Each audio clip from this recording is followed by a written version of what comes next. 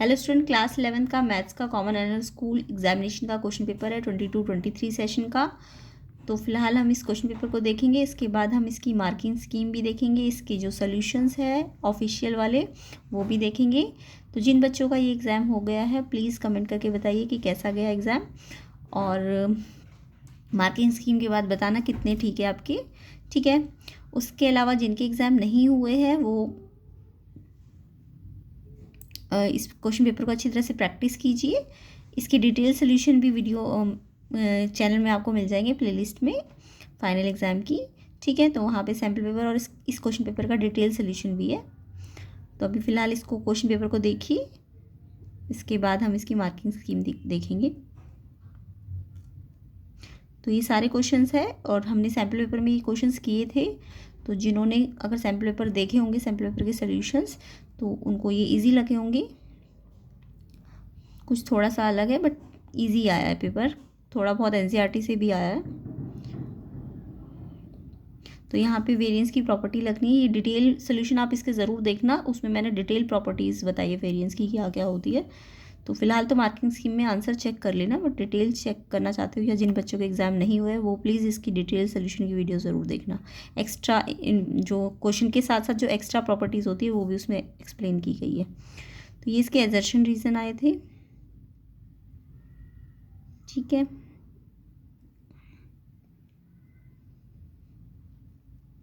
इसके बाद ये इसका सेक्शन बी है।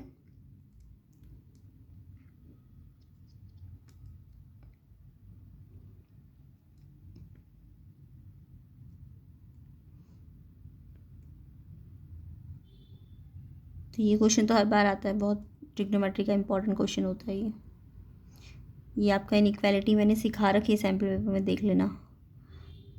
इसके अलावा डिटेल सोल्यूशन तो होएगा इन वीडियोस का, इन क्वेश्चन पेपर्स का।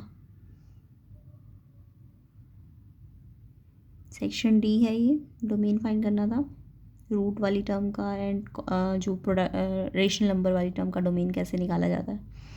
देन ये क्वेश्चंस भी आप देखना डिटेल सोल्यूशन में भी एंड अभी मार्किंग स्कीम में भी देख लेना। ये मीन एंड वेरिएंस का क्वेश्चन है, ये तो एनसीईआरटी का ही आया हुआ है। यहाँ पे सिंपल था, अगर जिसको वो नहीं आता था तो मीन डेविएशन तो टेबल वाइज निकालना आता ही होगा।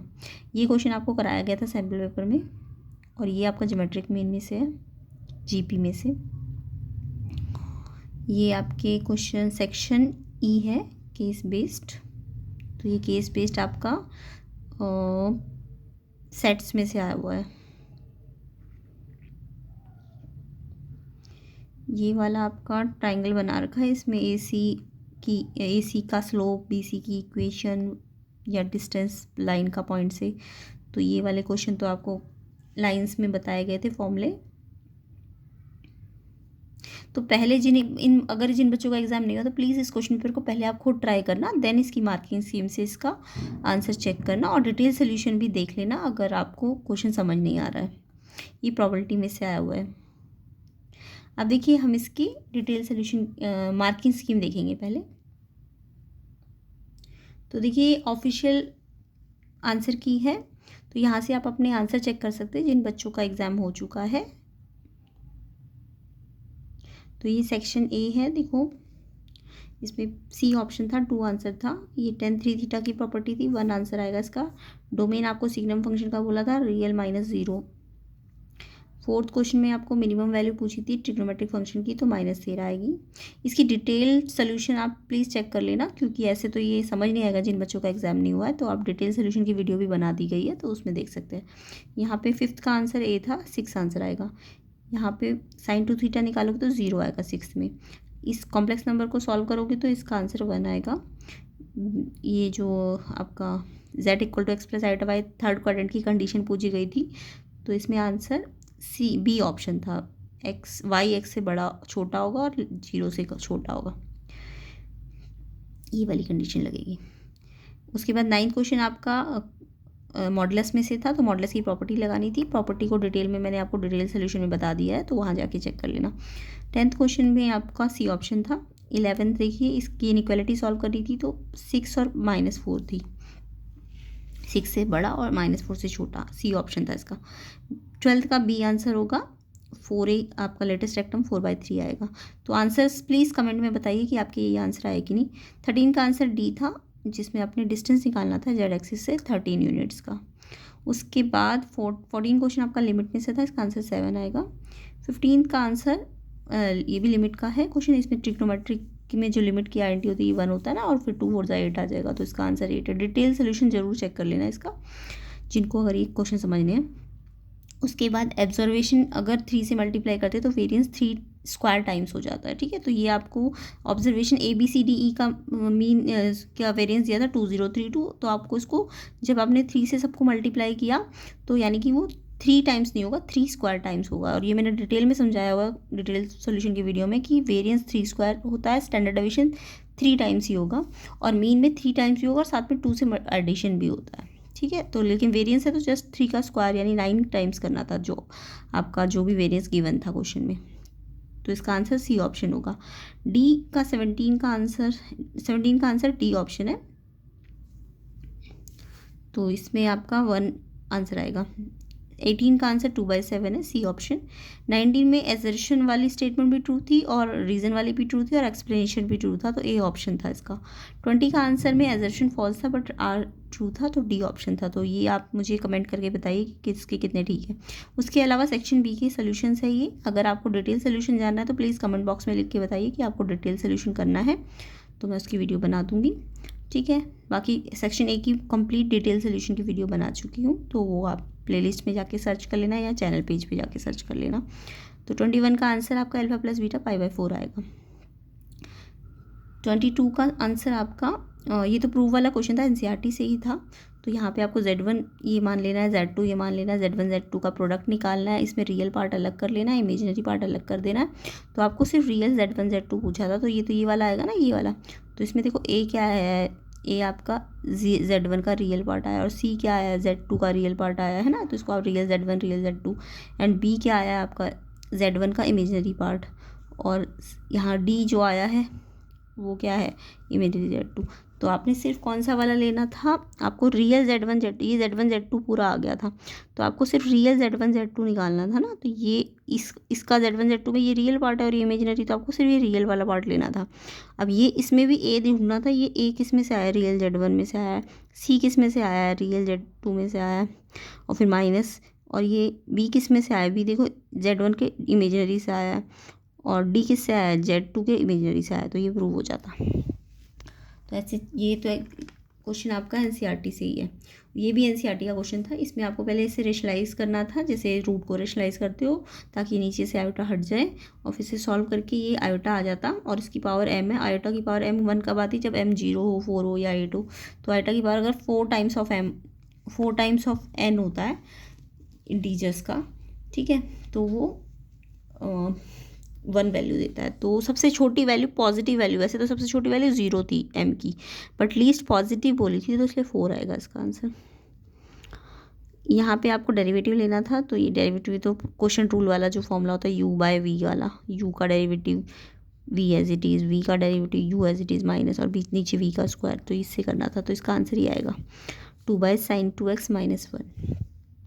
क्वेश्चन 24 आपका परमुटेशन के फॉर्मूले खोलने थे, देन आपका इसका आंसर r = 8 और 3 आना था। इसमें कॉम्बिनेशन का ये फॉर्मूला मैंने आपको बताया हुआ है, जब n ऊपर सेम हो तो या तो ये जो नीचे वाला है ये r जो होता है 9 और 8 या तो इक्वल होगा, बट इक्वल तो है नहीं 9 और 8। और दूसरा फॉर्मूला क्या कहता है कि 9 और 8 का सम n के बराबर होगा, तो यहाँ से ये वाला फॉर्मूला लग जाएगा 17। तो इसका NC17 निकालना था, तो N17 आ गया, तो 17C17 का आप कॉम्बिनेशन कीजिए। वैसे भी NCN का फॉर्मूला याद रखिए 1 होता है। इसके बाद आपको डायगोनल्स के में साइड्स के नंबर पूछे थे, तो नंबर ऑफ डायगोनल आपको गिवन था, तो ये कॉम्बिनेशन वाला क्वेश्चन था, तो इसका आंसर 11 आएगा, -8 पॉसिबल नहीं है। सेक्शन सी आपका रोस्टर फॉर्म में बनाना था, और यहाँ पे इसका जो चॉइस वाला क्वेश्चन था उसे सेट बिल्डर फॉर्म में बनाना था।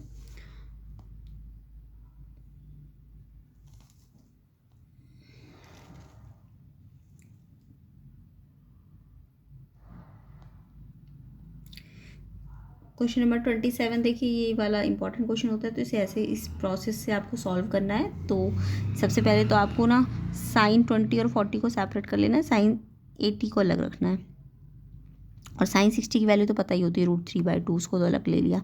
अब ये साइन 20 और साइन 40 देखो, अगर मैं इसे आइडेंटिटी बनाना चाहती हूँ तो 2 से मल्टीप्लाई और बाहर 2 से डिवाइड कर देना, तो ये 2 साइन ए साइन बी की आइडेंटिटी हो जाएगी, cos A minus B minus cos A plus B. ठीक है, तो ये आइडेंटिटी बन जाएगी 2 साइन ए साइन बी की।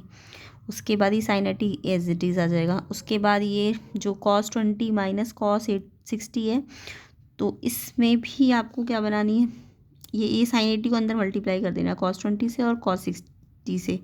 फिर यहाँ पे फिर से एक आइडेंटिटी बना दो, 2 से इसको मल्टीप्लाई कर दो। ठीक है, तो 2 से ही बाहर डिवाइड कर देना, और जब इसमें लगा देखो यहाँ cos 60 की वैल्यू रख दोगे, क्योंकि ये cos 60 साइन 80 को जब मल्टीप्लाई करोगे आपस में तो cos 60 तो हाफ आ जाएगा ना, तो ये हाफ साइन 80, तो cos साइन 80 वाले इससे मल्टीप्लाई हुआ, फिर इससे हुआ, और फिर ये जब इससे हुआ तो cos 60 की वैल्यू रख दी है। बट यहाँ पे जब आपने साइन 80 को cos 20 से रखा है, तो फिर से आइडेंटिटी बनाई है, तो 2 से अंदर मल्टीप्लाई किया और 2 से डिवाइड किया। फिर से ये आइडेंटिटी जैसे इसमें चेंज हुई थी वैसे इसमें भी हो जाएगी दोबारा से।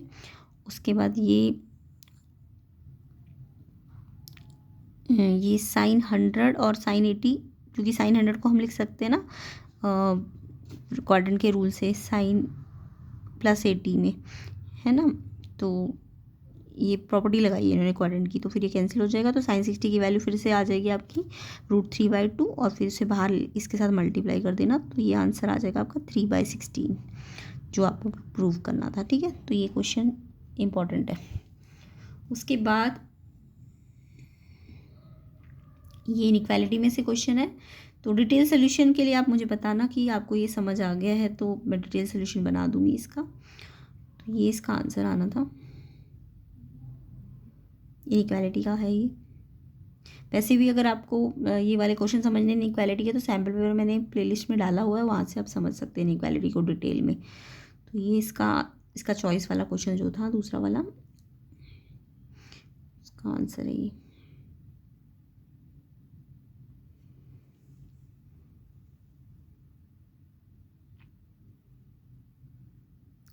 इसके बाद नेक्स्ट क्वेश्चन आपका पी पी बी का सम, जो डिस्टेंस था वो पी का ए से और बी से डिस्टेंस इक्वल है और 10 गिवन था सम। तो ये यहाँ से आपको दोनों को रूट को हटाने के लिए स्क्वायर, पहले इस रूट को उधर भेज दीजिए, फिर स्क्वायरिंग कर दीजिए, फिर स्क्वायरिंग करोगे तो कुछ कैंसिल होगा, कुछ बचेगा, फिर यहाँ रूट को फिर से हटाने के लिए आपको फिर से स्क्वायरिंग करनी पड़ेगी, है कि नहीं। तो ये बहुत लंबा क्वेश्चन है, तो ये इक्वेशन आनी थी इसका। उसके बाद सेंटर ऑफ सर्कल के फॉर्मूले थे, तो उसमें आपको लाइन की इक्वेशन दी थी, तो उसमें सेंटर, लाइन का पासिंग पॉइंट सेंटर था, तो लाइन की इक्वेशन में h की x y की जगह पुट करना था।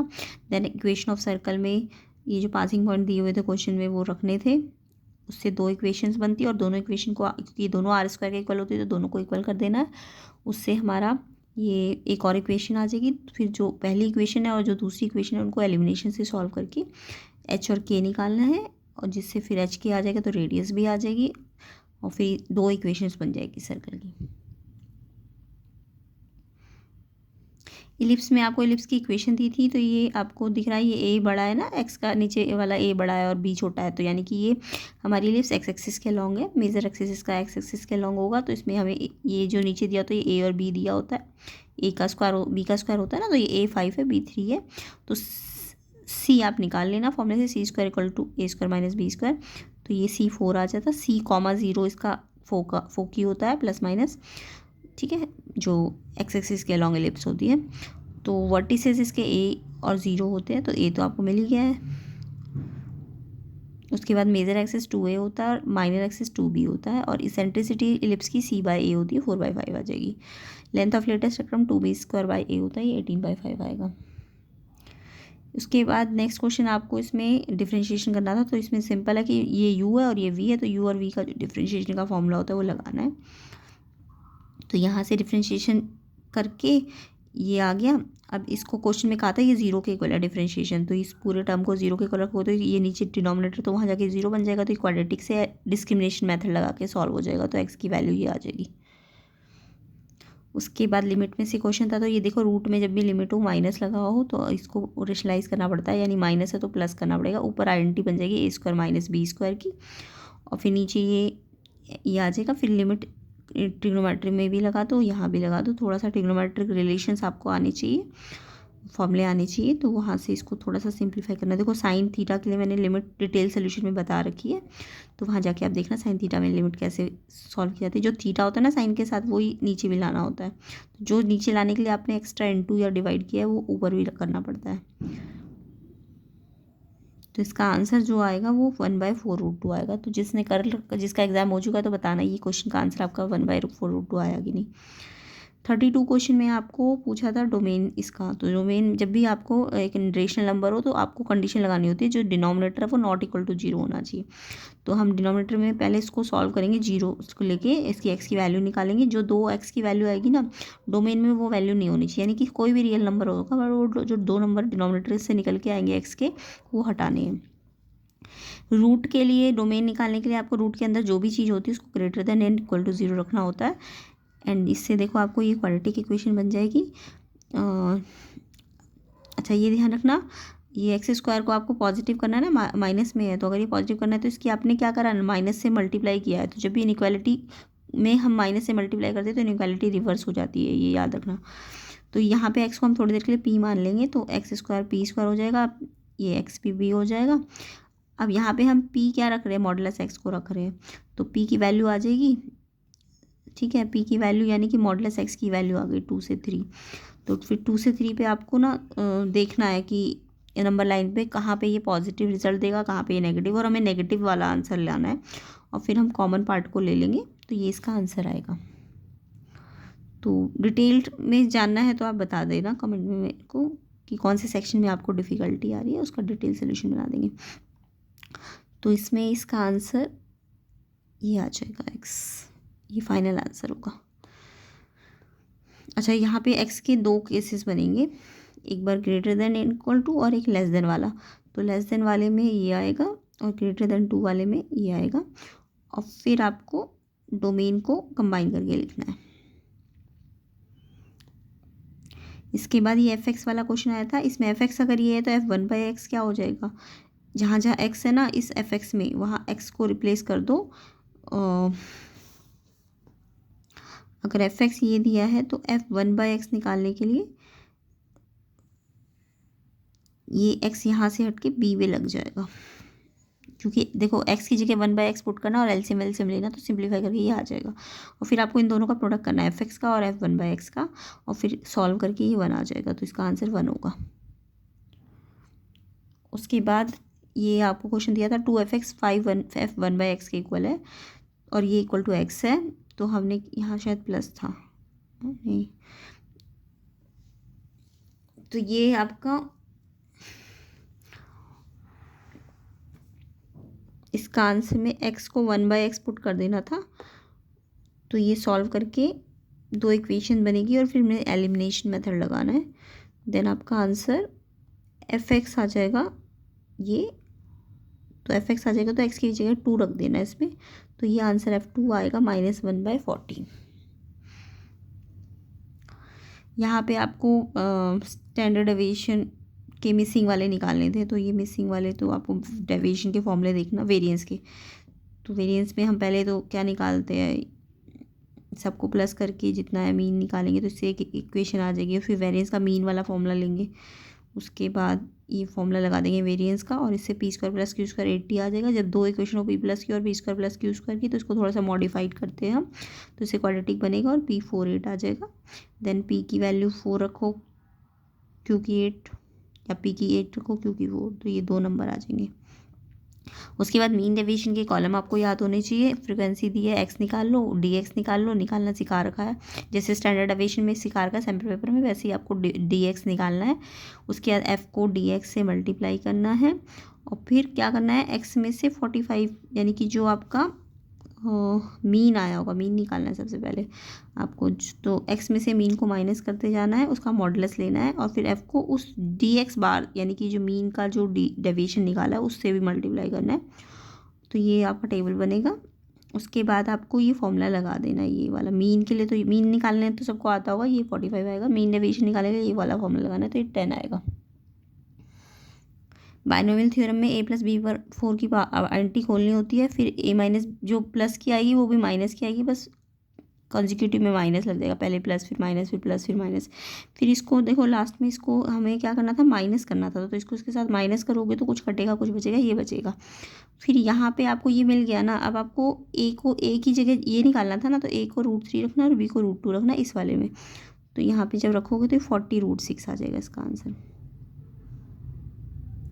इसके बाद a+b आपको 6.9 दिया हुआ था, ये ज्योमेट्रिक जीपी वाला क्वेश्चन है। a+b आपको 6.9 6 कितना दिया था,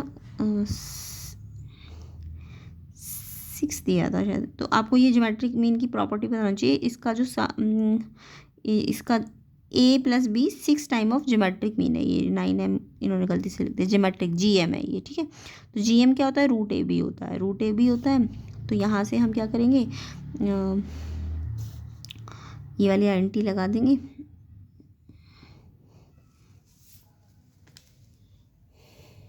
अच्छा ये क्वेश्चन कौन सा है,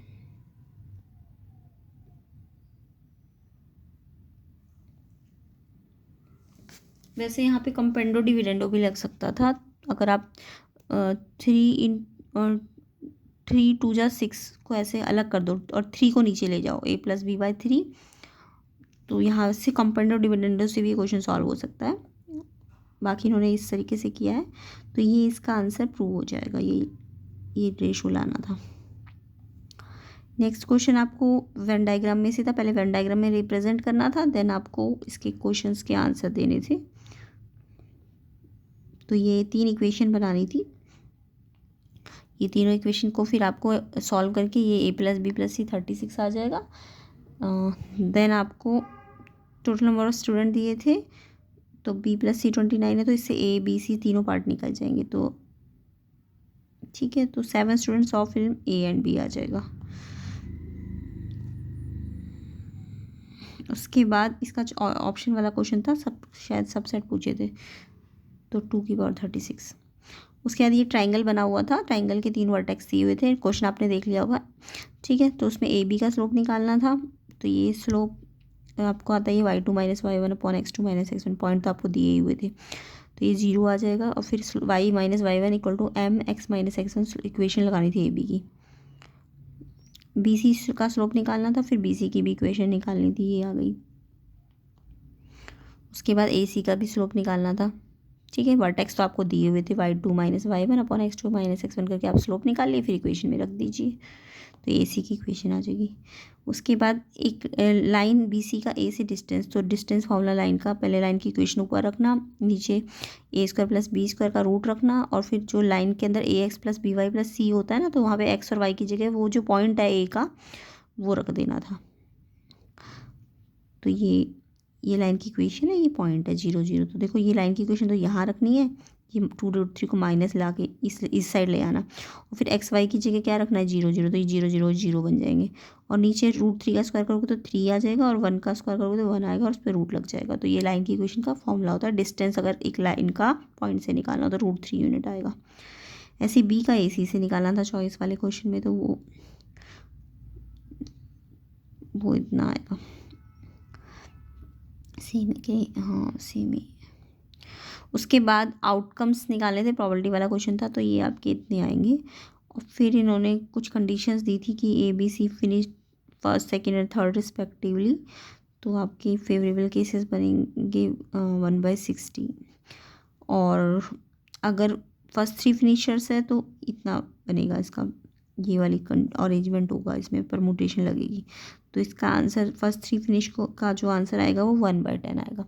तो आई होप आपको ये क्वेश्चन पेपर के आंसर मिल गए, और जिनके एग्ज़ाम हो गए प्लीज़ कमेंट करके बताइए कि आपके कितने सही है, और जिनके नहीं हुए हैं उनको ये क्वेश्चन पेपर अच्छी तरह से प्रैक्टिस करना है। अगर कोई सेक्शन में आपको डिफ़िकल्टी लग रही है तो बताना कमेंट करके कि ये सेक्शन हमें समझ नहीं आ रहा, तो वो करा दिया जाएगा, ठीक है। बाकी वीडियो को शेयर कर देना, चैनल को सब्सक्राइब कर देना, और यूज़फुल वीडियो के लिए चैनल को देखते रहिए। और इसके अंदर प्लेलिस्ट बनी हुई है 11th की, 12th की, 10th की, वो प्लीज़ देखिएगा।